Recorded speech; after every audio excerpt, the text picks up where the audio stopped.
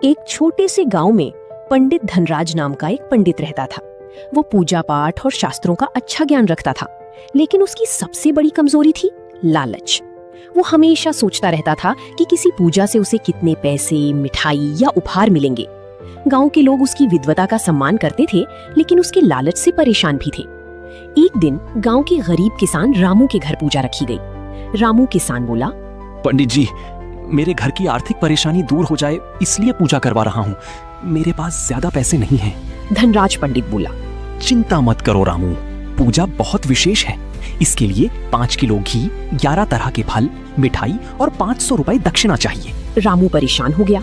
रामू किसान बोला, पंडित जी, 500 रुपए तो मेरे लिए बहुत हैं। मैं गरीब आदमी हूँ। धनराज पंडित बोला, अगर पूरी पूजा करवानी है तो मेरी बताई चीजें देनी ही होंगी।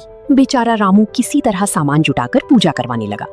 उसी समय गांव का समझदार बुजुर्ग हरिदास, पंडित जी, ये आपकी लालच। पंडित जी, धर्म का काम सेवा और श्रद्धा से होता है, लालच से नहीं। धनराज पंडित बोला, आप मुझे धर्म सिखाएंगे? मैं गांव का सबसे बड़ा विद्वान हूँ। धनराज पंडित बोला, मैंने धन की लालच में धर्म का असली अर्थ ही भुला दिया। पंडित धनराज को अपनी गलती समझ आ गई। अगले दिन, पंडित जी, मेरे घर पूजा है। पूजा के बाद आपको अच्छी दक्षिणा दूंगा। पंडित धनराज की आंखों में चमक आ गई। धनराज पंडित बोला, सेठ जी, आपके लिए तो मैं विशेष पूजा करूंगा, लेकिन इसमें 21 सोने के सिक्कों की दक्षिणा लगेगी। सेठ मुस्कुराया। सेठ गोवर्धन बोला, ठीक है पंडित जी, लेकिन एक शर्त है। धनराज पंडित बोला, कौन सी शर्त? सेठ गोवर्धन बोला, आपको पूजा के बाद गांव के गरीब लोगों के लिए भी भोजन करवाना होगा। पंडित ने सोचा कि इतने सोने के सिक्के मिलेंगे, इसलिए उसने तुरंत हामी भर दी। धनराज पंडित बोला, ठीक है, मैं सब करूंगा। पूजा पूरी हुई। सेठ ने पंडित को एक बड़ा संदूक दिया।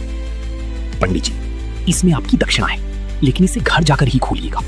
पंडित लालच में संदूक लेकर घर चला गया। घर पहुंचते ही उसने जल्दी से संदूक खोला। अंदर सोने के सिक्कों की जगह पीतल के सिक्के और एक पत्र था।